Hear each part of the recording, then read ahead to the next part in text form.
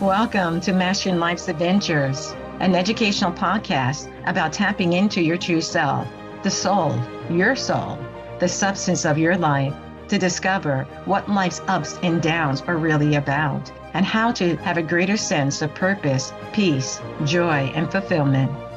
I am Dr. Judith Holder, your host, coach psychologist, fellow seeker who enjoys diving into the connections between spirituality, psychology, wellness, and your everyday life's adventures. All preparing and polishing you like the facets of a magnificent diamond to be your best self. If you're craving more from your life, you are in the right place. Come, let's journey together and transforming what you know into who you really are. Mastering Life's Adventures begins now. Hi, I'm back with another episode with Karen. You want to listen to part one because I think it's really, really helpful for you to understand this level of creativity that exists within all of us and inspiring you to be your best in whatever you do. This next segment we're talking about is really around child shame to adult gain. Understanding that there's sometimes through this shame, there's some barriers that's created in order not to allow the creativity of the soul to flourish. We need to talk about that because there are many children now who have some shame that have been created within them. And as an adult, it has made them be in a different way that maybe they don't want to be, but they don't know what to do about it. Karen, why don't you introduce yourself and then let's jump into this area. Well, thank you so much, Dr. Judith. This is a privilege that I don't take lightly. I'm Karen, and I am an artist, an art teacher, filmmaker, actor, and creativity specialist. And I love the connection between healing and the arts. Which is wonderful. And as we're talking about this connection that's needed in order to grow and from shame and then moving people past that and in childhood to adult gain, tell us a little bit more about the types of child shames that have come up in terms of forms of trauma or discomforts or other aspects that the child is burdened with, actually. Yeah, that's such an incredible topic that is so needful in our culture because, they're saying that 1 in 3 children don't make it to 18 without being molested in some way. And that's 1/3 of the population. If 1/3 of us had polio, we'd know it's an epidemic. And the question is, what are these children doing? What's happening to them as they grow into adults? We know it doesn't go away. The pain, the shame doesn't just automatically go away just because time has happened. Those wounds are still there in a person's soul, in their mind, in their heart, and their will. And it affects your identity. It affects your ability to live in your full purpose and joyful self. I know this because of personal experience and because I married a man who went through the kind of trauma you're talking about. He and his sister from a very, very little age, like 3, 4, 5, were being systematically molested by an older half brother who probably was molested himself. The little sister, she didn't dissociate from those memories. She tried to tell the truth and was labeled a liar. She had a different journey than my husband did, who, as a creative, very creative person, very sensitive person, dissociated. He locked those memories up and put them into closets, if you would, and he could live his life as if they didn't happen. Dissociation, as we've learned through our ministry, only works in childhood. It's a great coping mechanism for intelligent, creative children, but it falls apart as the child grows older because the shame is still there, the damage, the wounds, the hurt, the pain is still there inside the person's soul. What happens with the soul, in order to deal with the trauma, the soul becomes fragmented. It kind of splits itself a little bit because it doesn't know what to do. It's scared. It's fearful. It's uncertain of what happens. It splits itself and puts it in different closets, as you say. And in that process, there's only a small piece of that soul that's still trying to evolve and grow, but it's not, and it's feeling like, okay, we can move on now because that's put away, right? but as you said, it's still there. It may be moved into a deeper level of the subconscious or the unconscious levels of the person, but it is still operating and have an impact upon the person.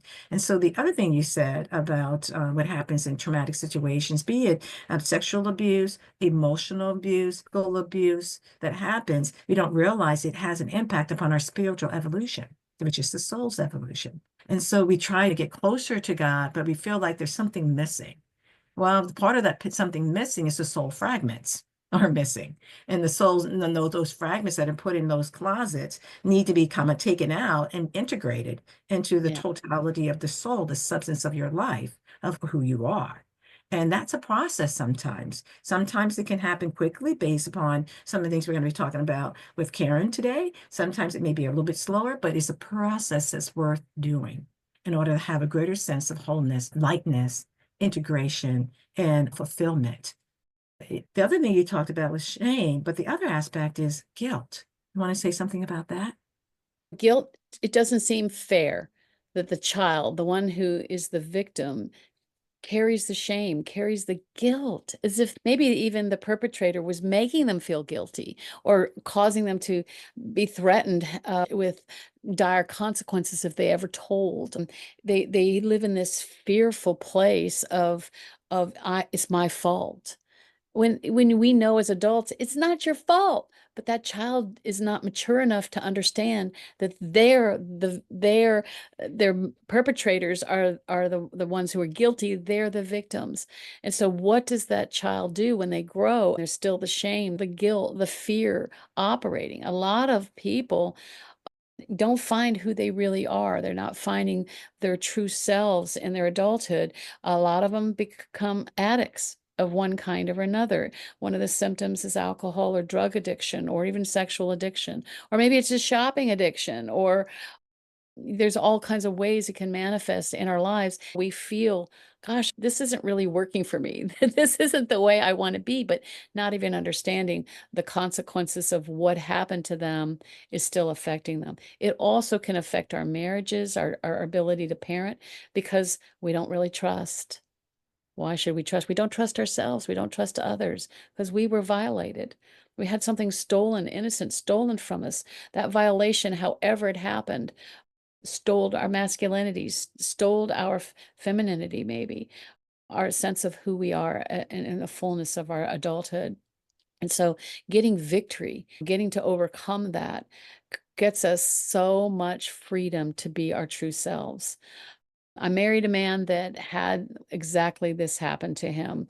As Dr. Judith is describing, his terrible abuse caused him to shut down emotionally, mentally, and he became a drug addict.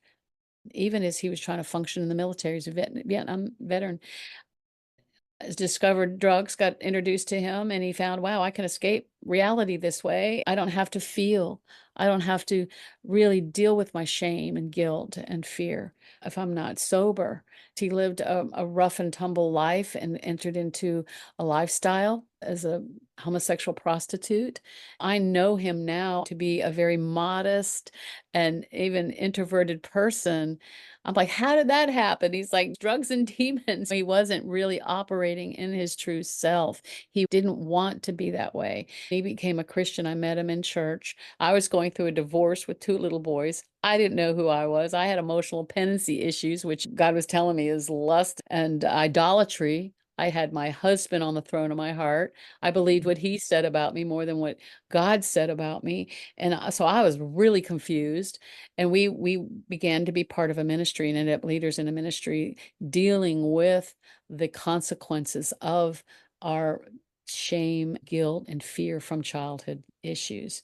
When that pastor died, we became the leaders of this group and brought it home to work with individuals, helping them overcome that shame into being adult and gaining a beautiful, full life. And what you're talking about and that beauty of gaining a full life is a journey. And we all are on different journeys, our roads of mastery that we're traveling down. And being attuned to the fact that life experiences, sometimes we think this is who we are. But because, like you said, drugs and demons, It really isn't. It's the drugs and demons and who they are, but it's not the true essence of who we are and not the true essence of who the soul is, which can be caked over by layers of stuff until we are able to move them away and be able to do the creative arts, come in greater attunement with, okay, even though, like I said in last, it may be pain, it may be a little bit difficult, it may be a little bit challenging, but it's worth going through because you're on that upward mountain climb to find your greater self and your highest self. Sometimes the trek is worth the climb upward. You're also climbing in greater levels of vibration where the soul wants to operate. It's the higher vibration and not the lower vibration that happens with these traumatic experiences that happen to us. Thoughts Yeah. about that? True. I mean, it is a journey. It really helps to have people that can love you. I watched my husband be one step ahead of the person he was talking to and watching them blossom into their fullness. And so many times we've gotten to do weddings and baby christenings and having a life that wouldn't have been possible without the kind of healing journey they were willing to go on. None of us is perfect. This is not, it's not like, boom, we just go like this. It seems to be we all go like this, right?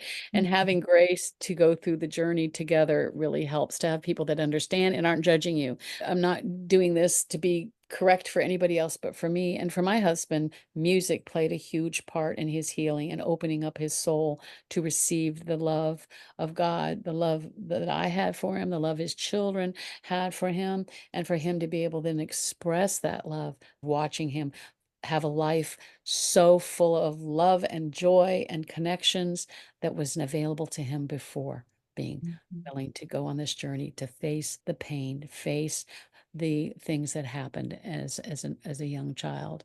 It should never happen to young children.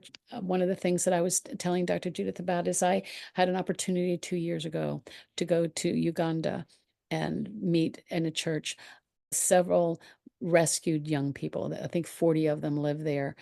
At the church, they've literally been rescued from the streets. These are highly abused children. They were sold, some of them by their own parents at age 3, into sexual slavery. One of them had even been taught to be a child soldier. You're Mm. talking about 8-year-olds that are already doing murder and getting paid the equivalent of 50 cents for each murder. They were taught to lure them as a John and then murder them for 50 cents. Now, how do Mm. you recover from that? How do you become a whole functioning person when you're not only sexualized, love awakened before it's time, you're being used, abused, and now you're a murderer at 8? It's unfathomable to us that this is going on. And it's boys, girls, and they don't even know how to function in a loving family environment. They've never experienced it. They don't even know what that is. Gangs are rampant in this town. So I went as an artist, as a filmmaker, because they really wanted the pastor there wanted these young people to have an opportunity to use their gifts. And we even did a youth art competition. It wasn't just art, it was mostly singing, dancing, drama, plays. It was just beautiful. The talent was unbelievable. From all the young people all over the community came, and we just had an amazing time. They were able to get internet. I came home and we started film school together with a group of these young people. I just wanted to make a comment before we would talk about that, because the amount of trauma that these children had, and then talking about the youth and art and the competition, is that these children never had this before. They never had the ability to tap into their special gifts and talents until you came to be able to do this. So this is where sometimes children feel destitute. They don't know what to do. All they know is what's been given to them at 3 or 4 or 5 or 10, and this is what they're supposed to do. But that's not the direction of the soul. The soul says this is entrapment. And adults have done this to the children and entrapped them until there are individuals that are willing to say, no, that's not you. You have something greater within you. And that's what I talk about as the substance of your life, which is your soul, not this other stuff that's going on out here in you. And the way in which you've been able to do that through your creativity and which inspires the soul to be at its best is through the arts. You said it was different forms of arts that they were able to do. Talk about that before filmmaking, because these were the healing things that allowed these children to want to move to the next level. Some of them have been living in this church already 10 years. They've been part of this community and they're put to work. They have incredible discipline. Where they live, they have to fold everything and pull up chairs to have church. It's not 2 hours, an hour or 2 hours a week on Sundays. They have church for 7 or 8 hours. It's amazing. It's not boring, trust me. It was fantastic. So they knew how to worship. They knew how to sing and dance, and they are fantastic at it. They'd get me up there to teach me, Grandma Karen, they call me Grandma. They know how to have fun in that regard and loosen themselves through this beautiful worship. And it's addictive when you start feeling that serotonin release, that joy. It's like, this is what you want. It really draws people to the church, to God, and these children to have an incredible life. But they had never drawn. So I brought a whole suitcase of art supplies to Uganda. And I was thinking, I'll just leave them, whatever. Do you know that I'm used to children an hour, maybe 2 at the most, doing art. 4 hours later, they had literally used up almost all the materials I had brought. They wanted more. This hunger for more and more, it was just so all over them. And next thing you know, it's not just 40 there, there's 50 there. Some of them have little children. I mean, babies and children. This is not just one age group. Some of them have been there 10 years, like I said, or in their upper teens, maybe lower 20s. Some of them are really little, and they just care for each other. We're talking about right off the main street of a city, and the poverty is just mind-blowing. These children, they're getting a sense of their worth and value. So I come in, this American, they have translators for me, and I become their best friend. They are just so precious. And then we did storytelling, and I wanted to hear their stories. They didn't want to tell their stories, and they had to learn to trust me. And when we started doing the film classes, internet, 7,000 miles away from each other, it took a while. It was like seeing their little rosebuds starting to blossom and finding out the core of who they are and the talents. We're on our 3rd film now. They tell me their stories. I said, what was the experience like for you? And they say, I didn't know I could do anything else, that I had the ability to do something that can be expressive and give joy. And they're all evangelists, I'll tell you. They just want to talk about the love of God. But as they shared their stories, you could see the shame they were working hard to shed. Even when you're a victim, you can make choices on how you respond to that pain. We all do. We're human. And so we add the improper shame and guilt of way we've reacted to it. Maybe we've hardened our hearts, or we have unforgiveness, or with hatred, a lot of self-hatred, and this self-sense of, I don't know who I am and I don't like who I am. How do we love others with a love? And so this has been a beautiful thing to see, this shame, hardship, heartache, and pain being released through the arts. I'm convinced that we all have this ability to express that pain in music, in singing, in art. Painful paintings, maybe it's hard. Nobody ever has to see it, but you can release it through the arts. There's a whole category of art therapy where people are helped through therapy, physically and emotionally, mentally. There's now there's a neuro category called neuro arts, where they're studying this. They understand it happens. They don't necessarily understand how it happens. That when we engage left brain, right brain, we're actually operating into our fullness and reaching into our soul and our personality, into our depths of who we are.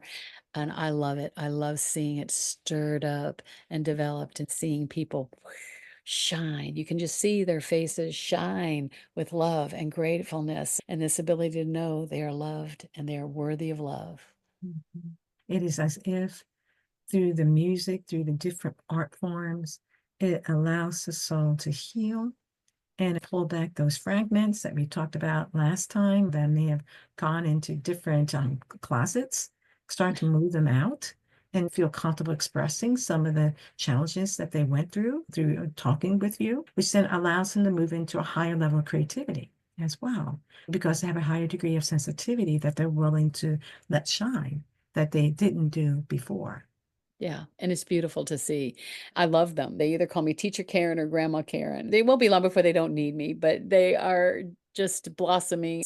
Absolutely precious to me. I've been teaching a long time. I'm teaching for 9 years art classes in college. Wrote the textbook we're using. My students are rural. This is a community college. They had to take art. They didn't necessarily want to. I'm like, this is my opportunity to stir up their creative gifts and let them see the richness of our thousands of years of Western art. It's 1,800 pictures.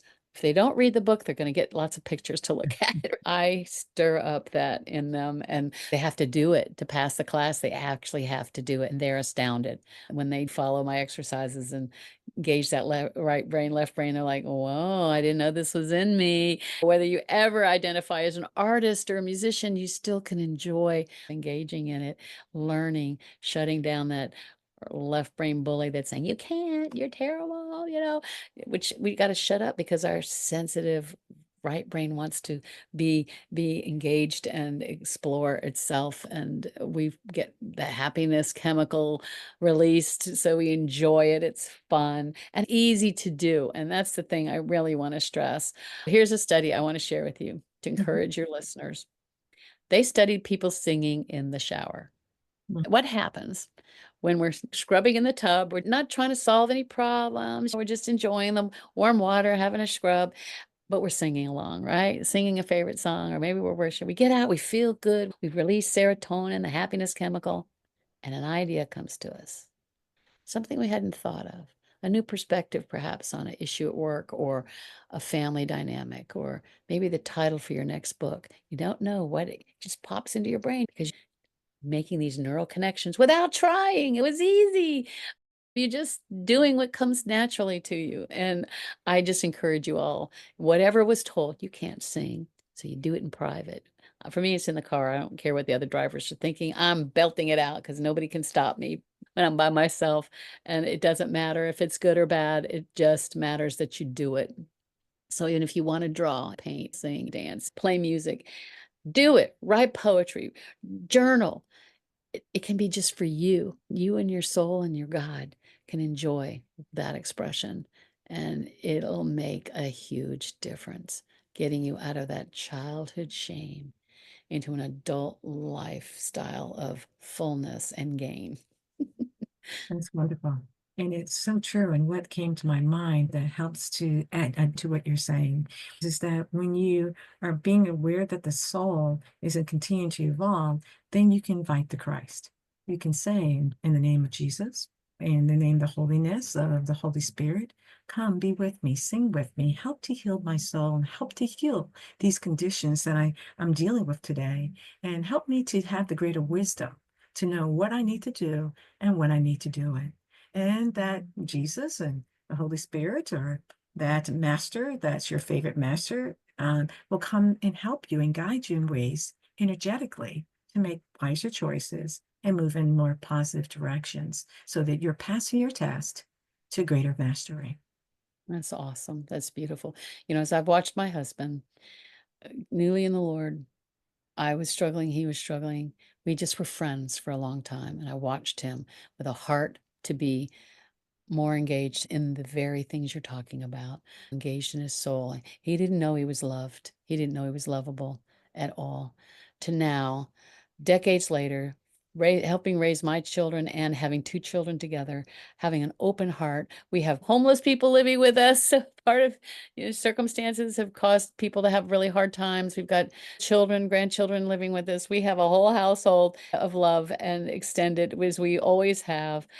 Our house is pink with flowers, 214, like it's called the Valentine House. Love lives here, and people have come, they've stayed, they've gone, and they leave stuff. That's a joke. So there's a lot of stuff here. But the point is, love lives here because we love to see people be victorious, live these incredible lives, no matter what they've gone through.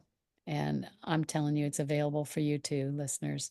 This kind of fullness we're talking about here can be yours too. And I think that is so wonderful that you have such a graciousness and an openness. And I think that's what you're hinting on, something we talked about last time too. Love is very powerful. And I think sometimes we don't have a little mantra for ourselves, or we need a little mantra for ourselves, that I am loved, and I'm loving. Because if we leave it in that frequency and we ask the Lord to guide us to be loved, and loving, then what happens, we find little ways that is percolating for us.